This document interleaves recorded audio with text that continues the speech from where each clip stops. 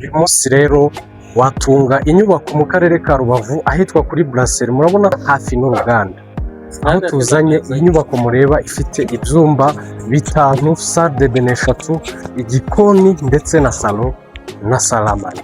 Tugendane ntimusigare.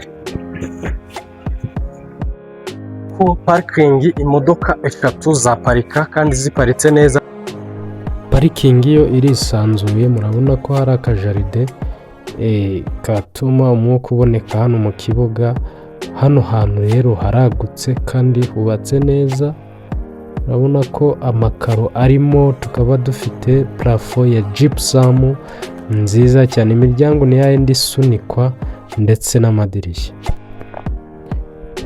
Murabona ko salo yisanzuye, dufite salle à manger, buri kimwe hano kirestaye, amashanyarazi nayo arimo kandi hasa neza cyane. Imiryango irahari, imiryango ikomeye ya ribuyu, murabona aho bakarabira naho harahari, kandi iki ni icyumba cy'abashyitsi twinjiyemo. Hirya hari ibindi byumba 4 hirya unyuriye muri salle à manger.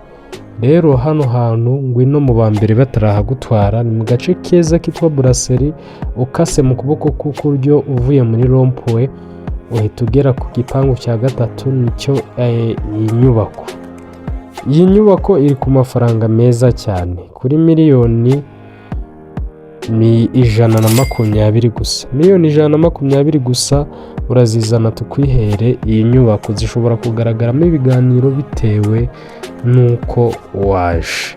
Ngaho rero twandikire nonaha cyangwa udusure nonaha, iyi nyubako igihari, kuko bashobora kuyigutwara kandi uramutse ufite ayo mafaranga. Rero naho ubutaha, turabifuriza guhirwa mu byo murimo byose, mukomeze mugubwe neza cyane. Yari Gadi guturuka muri Gisenyi Komisiyoneri, komeza ugubwe neza hamwe natwe, tuguhereza imitungo myiza kandi yizewe. Ibihe byiza, turabakunda cyane.